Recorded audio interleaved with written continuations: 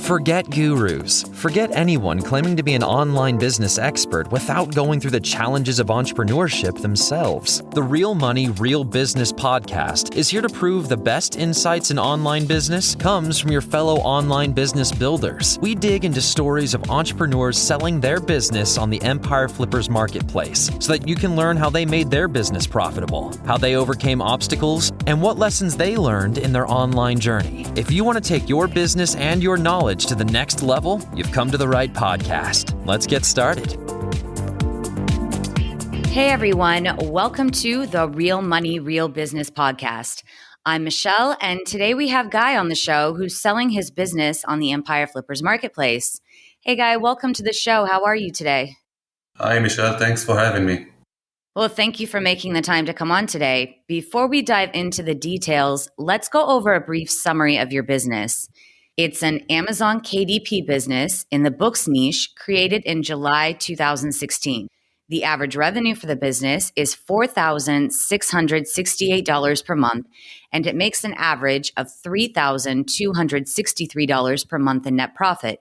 Included in this sale is an Amazon KDP account with around 100 ebooks, 190 books, and 90 audiobooks across 7 pen names, an Ingram Spark account, a Draft to Digital account, a Publish Drive account, a Find Away Voices account, and an Authors Republic account. For everyone listening, you can visit empireflippers.com/marketplace and search for listing 57727 to learn more about this business. Or you can unlock this listing to start your due diligence if you're interested in purchasing this asset. So, Guy, now let's pass it over to you. What can you tell us about your background in building and running an online business? So basically, this is my first real online business experience. I never did something else, so I tried a little bit selling on eBay, tried a little bit of affiliate marketing, but basically this is my first real experience. Well, that's fantastic that you've done so well with it. So how did you come up with the idea to start this? So back in 2016, I was trying to look for ways to make some money online. So I tried to watch some YouTube videos and I came across this business model. And it was very interesting because I never heard about it before. I gave it a try and that's what I'm doing since then. Can you explain to us how your business primarily makes money? Yeah, so mainly it makes money by publishing books on Amazon. Basically, we outsource about 80% of the tasks, even if it's writing, editing, book formatting, cover design. We outsource everything and then we publish to Amazon, and when a book makes a sale, so we get a royalty from the sale. And you mentioned before that you had sold a bit on eBay and looked into affiliate marketing. So what made you choose the KDP model? Well, mainly because it's very simple to start. It's very beginner friendly. It's also very passive, which means you are doing all the job one time. And since you publish the book, it's almost 100% passive. We hear that from a lot of KDP sellers, that it's an easy model to get into and it's great for passive income. And it sounds like that's the case for you if you're outsourcing about 80% of the tasks. So why have you decided to sell the business now? Honestly, I'm working on one more business at the same time for a few months now. And it's very hard for me to maintain 2 different businesses at the same time. And also I'm doing it for 5 years already, more than 5 years. It was great for me. I was able to quit my job. I was able to travel the world. But I think this is the right time for me to move on and explore other opportunities. So you said you're working on another business as well. Is there anything that you learned from this business that you will apply to the business that you're working on right now or to future businesses? Yeah, so mainly to focus on quality content, because quality content is much more important than quantity. That's what I understand from this business mainly. You know, you've had a lot of success with this, especially for it being your first dedicated business. Is there something in particular that worked well for you while you were starting and growing this business? I don't know something in specific. Well, on the flip side of that, did you try anything that didn't work for you that you had to change because you thought it was going to get results that didn't? Yeah, as I said before, I was thinking publishing more and more books, it's what makes me the most of the money. But I understood that after a few books got bad reviews, I changed my approach and started to make more quality books, more longer books, and more quality, of course. I haven't heard that one before. That's really interesting. Where does the majority of your traffic come from right now? The majority of the traffic comes from Amazon search engine. This is the main traffic source. I don't use any external traffic sources. Okay, so are you currently doing anything in terms of marketing for the business? Yeah, I'm using Amazon PPC, Amazon ads. I'm running ad campaigns for my existing books. All right. And most of your traffic, if I understand correctly, it's coming from organic search traffic from Amazon. Yeah. So are you working on any like search engine optimization within your listings?